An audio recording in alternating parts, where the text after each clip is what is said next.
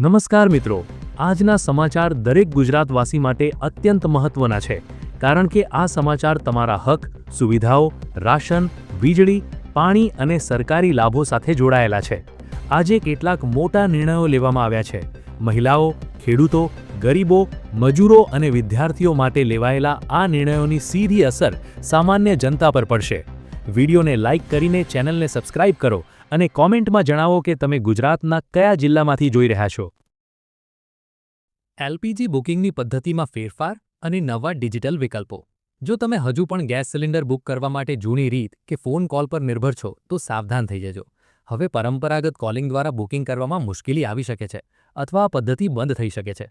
પરંતુ ગભરાવાની જરૂર નથી, કારણ કે સ્માર્ટફોન દ્વારા ગેસ બુક કરવાની એવી સેકન્ડોની ટ્રીક આવી ગઈ છે, જેના વિશે મોટાભાગના ગ્રાહકો અજાણ છે. આજના આ ખાસ રિપોર્ટમાં અમે તમને જણાવીશું કે કેવી રીતે તમે વોટ્સએપ, મિસ્ડ કોલ કે એપ્સ દ્વારા ઘરે બેઠા તાત્કાલિક બુકિંગ કરી શકો છો અને કઈ ભૂલોથી તમારું બુકિંગ અટકી શકે છે. એલપીજી એટલે કે લિક્વિફાઇડ પેટ્રોલિયમ ગેસ વિતરણ કંપનીઓએ ગ્રાહકોની સુવિધા અને પારદર્શિતા વધારવા માટે બુકિંગની પ્રક્રિયામાં ટેકનોલોજીકલ ફેરફારો કર્યા છે. હવે માત્ર ફોન કોલ પર આધાર રાખવાને બદલે ડિજિટલ પ્લેટફોર્મ્સને પ્રાધાન્ય આપવામાં આવી રહ્યું છે. ઇન્ડેન, એચપી અને ભારત ગેસ જેવી કંપનીઓએ હવે વોટ્સએપ, એસએમએસ અને સ્પેશિયલ મોબાઈલ એપ્લિકેશન્સ દ્વારા બુકિંગ કરવાની સુવિધા સત્તાવાર રીતે કાર્યરત કરી દીધી છે. આ ફેરફાર પાછળનો હેતુ બુકિંગમાં થતો વિલંબ ઘટાડવાનો અને ગ્રાહકોને વચેટિયાઓથી બચાવવાનો છે. ગુજરાતમાં ગરમીથી આંશિક રાહત અને હવામાન વિભાગનું યલો એલર્ટ.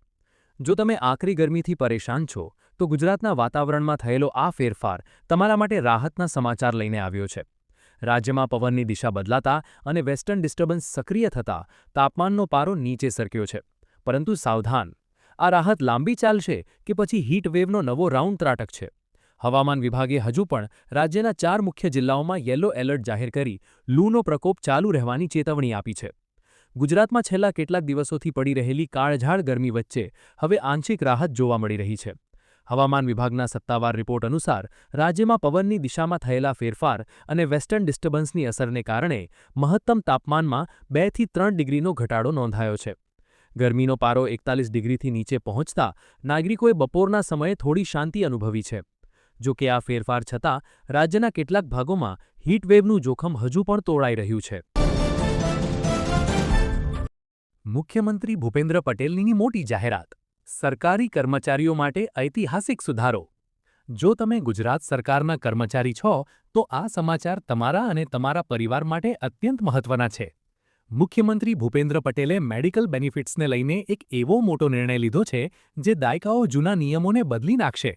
હવે બીમારીના સમયે તમારે માત્ર મર્યાદિત સભ્યોની ચિંતા કરવાની જરૂર નથી, કારણ કે સરકારે કુટુંબની વ્યાખ્યામાં મોટું વિસ્તરણ કર્યું છે. આ નવા ફેરફારમાં કયા નવા સભ્યોનો સમાવેશ થયો છે અને અરજી કરવાની પ્રક્રિયા શું છે, તે દરેક કર્મચારીએ અત્યારે જ સમજી લેવું જોઈએ. ગુજરાતના મુખ્યમંત્રી ભૂપેન્દ્ર પટેલે રાજ્યના સરકારી કર્મચારીઓના હિતમાં એક ક્રાંતિકારી નિર્ણય જાહેર કર્યો છે. તબીબી સારવાર યોજના હેઠળ મળતા લાભો માટે હવે કુટુંબની વ્યાખ્યાને વધુ વ્યાપક બનાવવામાં આવી છે. અત્યાર સુધીના જૂના નિયમો મુજબ મેડિકલ સહાય માત્ર મર્યાદિત સભ્યો પૂરતી જ સીમિત હતી, પરંતુ હવે નવા સુધારા મુજબ કર્મચારી પર નિર્ભર એવા વધારાના પારિવારિક સભ્યોને પણ આ સુરક્ષા કવચ હેઠળ આવરી લેવામાં આવ્યા છે. આ નિર્ણયનો હેતુ કર્મચારીઓના પરિવારને આર્થિક અને સામાજિક રીતે વધુ સુરક્ષિત બનાવવાનો છે. 8મો પગાર પંચ. કેન્દ્રીય કર્મચારીઓ અને પેન્શનરો માટે મોટા સમાચાર. જો તમે કેન્દ્ર સરકારના કર્મચારી છો અથવા પેન્શનર છો, તો તમારા ભવિષ્યના પગાર અને ભથ્થાને લઈને સૌથી મોટો અપડેટ સામે આવ્યો છે. 8મા કેન્દ્રીય પગાર પંચે પગાર વધારો અને પેન્શનમાં સુધારા માટેની સત્તાવાર પ્રક્રિયા તેજ કરી દીધી છે. હવે તમારો અવાજ સીધો સરકાર સુધી પહોંચાડવાની તક છે. આ પ્રક્રિયામાં કઈ રીતે સામેલ થવું અને કઈ અંતિમ તારીખ પહેલાં તમારે તમારા સૂચનો સબમિટ કરવા પડશે, તે દરેક સરકારી કર્મચારીએ અત્યારે જ જાણી લેવું જોઈએ. કેન્દ્ર સરકારના કર્મચારીઓ અને પેન્શનરોની આર્થિક સ્થિતિમાં મોટા ફેરફારો કરવાના હેતુથી 8મા કેન્દ્રીય પગાર પંચે એક મહત્વપૂર્ણ કદમ ઉઠાવ્યું છે. પંચે સત્તાવાર રીતે પગાર, ભથ્થા અને પેન્શન સંબંધિત માળખાકીય સુધારાઓ પર સૂચનો અને માગણીઓ મંગાવવાની પ્રક્રિયા શરૂ કરી દીધી છે. આ માત્ર આંતરિક પ્રક્રિયા નથી, પરંતુ તેમાં કર્મચારી સંગઠનો અને વ્યક્તિગત પેન્શનરોને પણ ઓનલાઈન માધ્યમથી પોતાનો પક્ષ રજૂ કરવાની સત્તાવાર પરવાનગી આપવામાં આવી છે. વૈશ્વિક યુદ્ધની અસર ભારતમાં દવાઓ મોંઘી થવાના એંધાણ. જો તમે નિયમિત રીતે દવાઓ લો છો અથવા તમારા ઘરમાં કોઈ ગંભીર બીમારીની સારવાર ચાલી રહી છે, તો આ સમાચાર તમારા માટે અત્યંત ચિંતાજનક છે. મિડલ ઈસ્ટમાં વધતા તણાવ અને ઈરાન યુદ્ધના પડઘા હવે સીધા તમારા મેડિકલ બિલ પર પડવાના છે.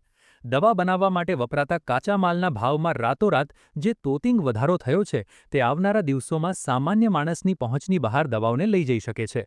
આ ભાવ વધારા પાછળનું ગણિત શું છે અને કઈ દવાઓ પર તેની સૌથી વધુ અસર થશે તે વિગતે સમજી લો. ભારતીય ફાર્માસ્યુટિકલ ઇન્ડસ્ટ્રી દવા ઉદ્યોગ પર અત્યારે વૈશ્વિક યુદ્ધના વાદળો મંડરાઈ રહ્યા છે. મિડલ ઈસ્ટમાં ઈરાન અને અન્ય દેશો વચ્ચે વધતા તણાવને કારણે ભારતની દવા ઉત્પાદન ક્ષમતા અને ખર્ચ પર સીધી અસર પડી છે. છેલ્લા માત્ર 2 અઠવાડિયાના ટૂંકા ગાળામાં દવાઓ બનાવવામાં વપરાતા મુખ્ય કાચા માલ એટલે કે એપીઆઈ એક્ટિવ ફાર્મા ઇન્ગ્રીડિયન્ટ્સની કિંમતોમાં અંદાજે 30% સુધીનો વધારો નોંધાયો છે. જો આ યુદ્ધની સ્થિતિ વધુ લાંબી ખેંચાશે તો ભારતીય બજારમાં જીવનરક્ષક દવાઓની કિંમતોમાં મોટો ઉછાળો આવવો લગભગ નિશ્ચિત છે. કૃષિ ક્ષેત્રે ક્રાંતિકારી નિર્ણય. કાજુ, કોકો અને નારિયેળ માટે નવી યોજનાઓ. જો તમે ખેતી સાથે જોડાયેલા છો અથવા ડ્રાયફ્રૂટ્સ અને નારિયેળના વ્યવસાયમાં છો, તો ભારત સરકારનો આ નિર્ણય તમારા ભવિષ્યને બદલી શકે છે. સરકારે કાજુ, કોકો અને નારિયેળના ઉત્પાદનમાં ભારતને વિશ્વનું નેતા બનાવવા માટે એક મહત્વાકાંક્ષી બ્લુપ્રિન્ટ તૈયાર કરી છે. જૂના વૃક્ષોને બદલવાથી લઈને ભારતીય કાજુને વૈશ્વિક બ્રાન્ડ બનાવવા સુધીના આ માસ્ટર પ્લાનથી ખેડૂતોની આવકમાં કેટલો ઉછાળો આવશે અને 2030 સુધીમાં ભારત કઈ રીતે આત્મનિર્ભર બનશે તેની સંપૂર્ણ વિગત આ રિપોર્ટમાં સમજી લો. ભારત સરકારે કૃષિ ક્ષેત્રમાં વિવિધતા લાવવા અને નિકાસ વધારવાના હેતુથી કાજુ, કોકો અને નારિયેળ માટે વિશેષ પ્રોત્સાહન યોજનાઓની જાહેરાત કરી છે.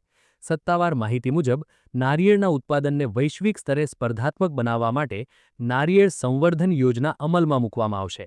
આ સાથે જ કાજુ અને કોકોના ઉત્પાદનમાં ભારતની આયાત પરની નિર્ભરતા ઘટાડવા અને સ્થાનિક પ્રોસેસિંગ ક્ષમતા વધારવા માટે એક સમર્પિત કાર્યક્રમની રૂપરેખા તૈયાર કરવામાં આવી છે.